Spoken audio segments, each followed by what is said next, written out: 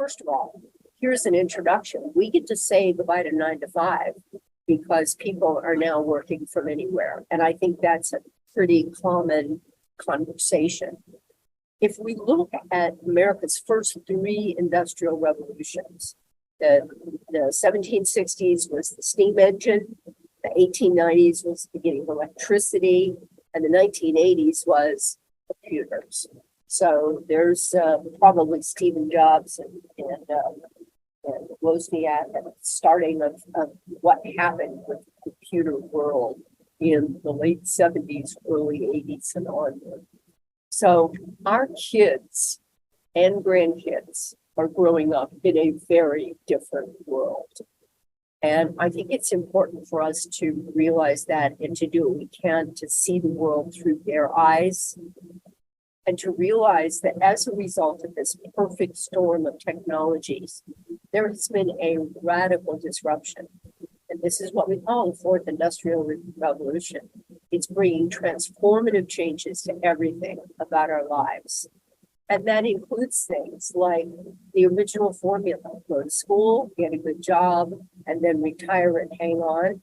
That is no longer a business model or a life model that really serves people. It doesn't mean don't go to school. It doesn't mean don't get a good job. It doesn't mean don't prepare for retirement. But it says that this is not a formula that is any more adaptable in this current world. So the time for money job formula was perfectly suited for the world that no longer exists. And so this is like a jarring kind of a change for us that we can't fit the genie back into the bottle. So let's take a look at these 5 mega trends that are changing our lives every day in every way. And what they change is how we connect with friends. Does Angel have to can he wear shorts while he's on Zoom? It changes our choices in self-care. It changes how we shop and how we buy and how we work. And it also changes how we may choose to create our wealth or our financial support and stability. So shift number 1, the internet, the digital revolution. This starts with technology that did not even exist just a few years ago. And it's changing everything from the fact that everybody's got a smartphone or a tablet, and that you go into the app store, text messaging, streaming, AI, robotics, video conferencing. This is totally a part of mainstream life now that really was not that way before. And if we meet somebody like this cute gal, Ella, who's just starting the first grade, when she graduates, she and 65% of her friends could end up working in a job that does not even exist today. All of these things, thanks to Dan Henderson, these are all annotated. But when we think about that, we try to teach people from our heritage about what's a good idea, and our kids are in a different world. It was already happening slowly, but as the result of the pandemic, it's played a huge role in ramping up this whole digital transformation. Shutting down the office, changing human behavior is the way that we did things. So for example, in 2019, 10 million people use Zoom. Listen to this. Now, 300 million participants use Zoom every single day. And video conferencing companies are really the future of work, whether it's Microsoft Teams or different variations. But this is all has to do with video conferencing, staying home and connecting with people geographically if we're separated from them. So the jury is in. Jury isn't still out. The jury is in. The 9 to 5 job and 5 days a week in the office is not really officially dead. It is a relic. And that's Fortune magazine. 90% of people say they intend to continue working from home for the rest of their careers. Now just plant that in your head and realize what a change that's been. 78% say that they won't take a job with a company that doesn't allow them to work remotely. So just imagine that. 25% say they would happily take a pay cut if they could work from home. So let these things just kind of settle in. Companies are struggling to get key employees back into the office now because what people really want is a lot less of the kind of traffic jam and alarms and leaving your kids separated. And they want a lot more of the family time and the ability to manage and control our lives. So shift number 2, health and wellness and self-care. I will adjust these slides. They were originally done. I think the keyword, they've been adjusted 2 or 3 times. So we'll clean them up a little better. But Dan's original, I think it's probably very clean. 70 million boomers and 80 million millennials are spending $4.7 trillion a year on wellness. Now, think about who we are and what our business is. U.S. health and wellness markets will continue to grow for decades to come, according to the New York Times.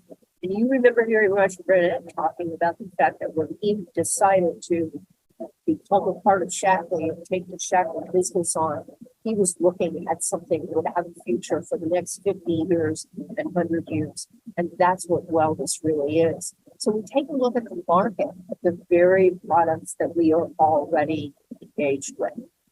You know, $272.4 billion, that's B with a B, billion dollars in nutritional supplements. Another $36.5 billion in protein supplements. Another $15.6 billion in sports nutrition, weight loss, clean skin, hair, and chemical-free cleaners. Look at these. All of these start with a B billion in terms of the dollar size of the market. And guess what? That's who we are and what we have. So shift number 3 is the millennials. This is the most mobile, connected, health-conscious, entrepreneurial, and environmentally conscious generation in history. And part of the reason for that is that they look at the world they're living in right now and realize that the world that they're going to choose to raise their kids and grandkids in and that they're going to grow up in is a world they need to take care of. So this group that's ages 25 to 40 are projected to be 75% of the workforce by the year 2025. These are just stunning points of factors. What's more than a $50 million millennials? What more than $50 million? What more than 50 million millennials actually value most is, listen to this, a purpose-driven company that has a positive impact on society, that has a collaborative culture. Here we are all just on this relatively modest call from literally all over the country and representing different business organizations. We're texting, not email, is really about the key method of communication, where people are looking for ownership, not for jobs, and where 80% of us block the ads that come across. And 92% of us trust recommendations from friends. You've heard this before, but when we talk about the profession of network marketing, it is based on word of mouth referrals. And where the word of mouth referrals come from, people that we know and trust. So if I want to get my lamp fixed, if I want to get my yard done, if I want to get my automobile service, if I want to get my dog groomed, if I want a recommendation of something, I go to people that I already trust for the recommendations from friends. And that is a more powerful recommendation than all those 80% of ads that come across that may be spam that we get rid of. And most of all, this generation values connection. Millennials spend 5.7 hours a day, which is the equivalent of 56 full days a year connected to their phone. They check their phones 150 times a day. And did you know there's actually a word for the fear of being detached from your phone? It's called nomophobia. I didn't know that part. I do know I can't be detached from my phone because it's the key to my car. And think about this, text messaging is now the default way to connect. So I think that number is 8 trillion, maybe 3 trillion text messages are sent every day.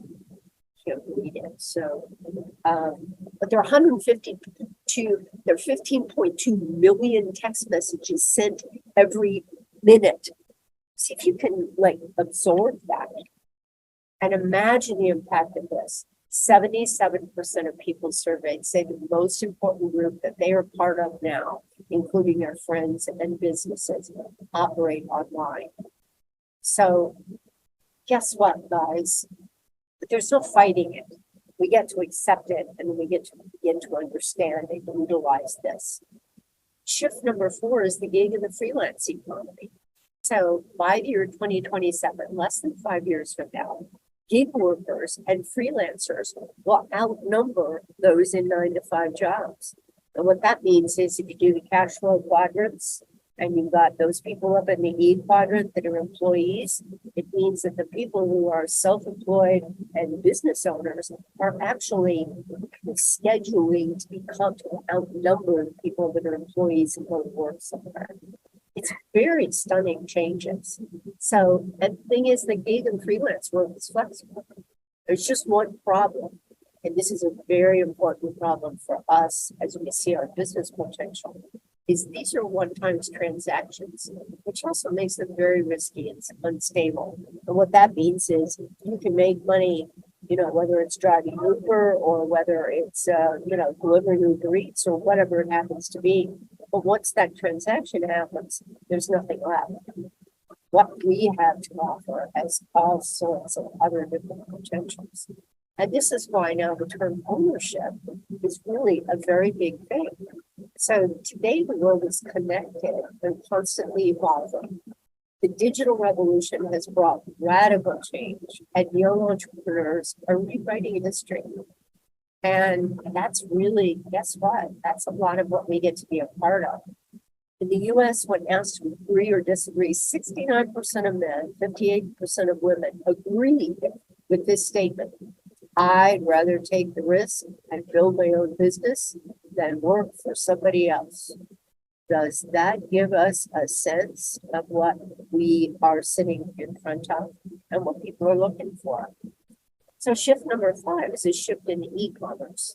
And that is things like Uber, the world's largest taxi company, doesn't even own vehicles. Facebook, the world's most popular media site, along with certainly many others, creates no content. People are putting the content in. Airbnb is the world's largest accommodation provider, doesn't even own real estate. And Harriet Dollar Shave Club, which I don't know, makes no razors. So something very interesting and important is happening. 88% of the US adult population purchased things online in 2020.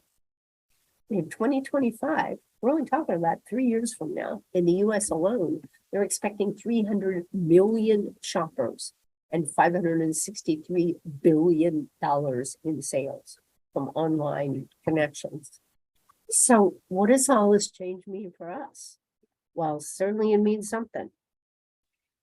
One thought is because technology will only accelerate, the best way to survive and thrive in this new game is to become a part of it, to take advantage of the digital revolution and to build some unbreakable relationships.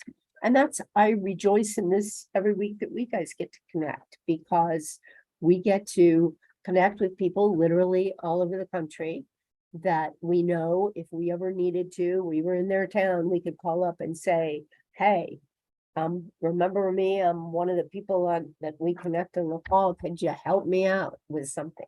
These are unbreakable relationships that we have. And so imagine, I don't know the technology of this will fix it, but imagine that person to person, which is word of mouth conversations. Remember that thing about network marketing and people trusting people, the simplicity of e-commerce, the flexibility to work from anywhere, and a company and a product that we can trust. That's what we have to offer. And imagine that 95% of purchases will be made through e-commerce by the year 2040. So, oops, wait a minute. Sorry. So There are 5 key takeaways to this, and then we're going to make this a topic I'd like to hear from. One of them is that accelerating technology guarantees that we're never going back to the way it was. So if we're not comfortable with technology, find a kid, find a grandkid, go enroll in a program in adult education, go get yourself online, go start Googling and saying, how do I? And start becoming more comfortable with it. Tools that empower us to work from anywhere will give people options and leverage. It doesn't mean we have to be wedded to them and that they run our life, but those tools are very important to us and they give us options. Digital technology now makes owning a business possible for anyone who wants it. So this is not if you have $500,000, you can go and buy a business. This is someone who can basically start where they want to and can certainly a modest investment of some of the tools and some of the training and some of the basic materials, becoming super familiar with the products. That certainly is an important investment. But by the way, it's probably tax deductible when you first get started.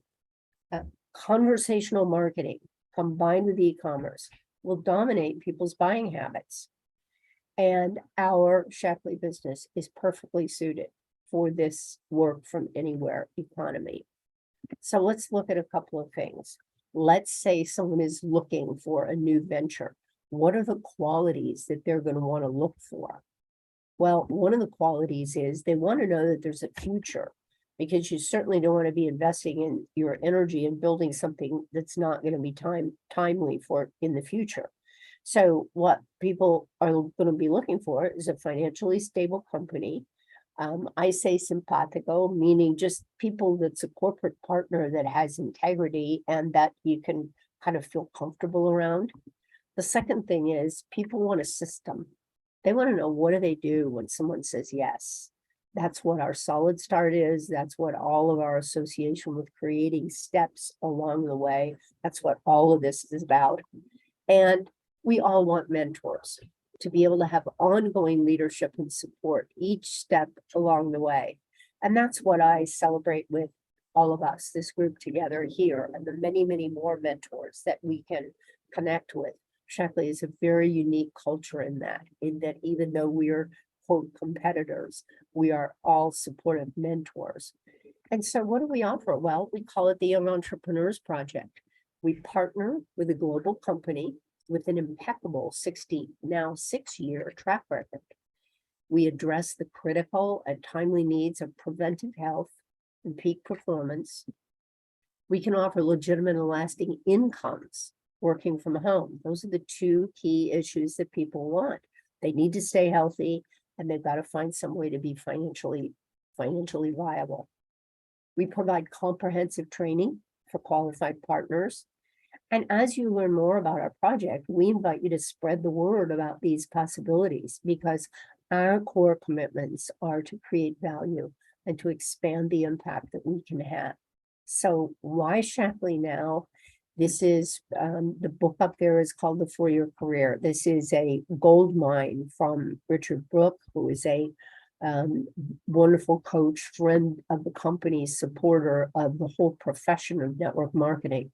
And what he lays out is the power of the viability and stability of creating a business organization and income by partnering with, in our case, by partnering with Shackley.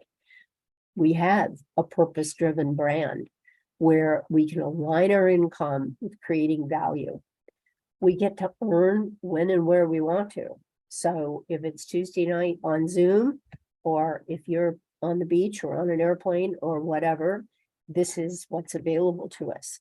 It is certainly magnified by the power of social media. And it is the business model of the future that was perfected 66 years ago. So anyone who says, well, I don't understand this whole model of network marketing. Well, maybe a couple of years ago, you understood the model of working for a corporation. Ain't happening. So this is what we have to offer. So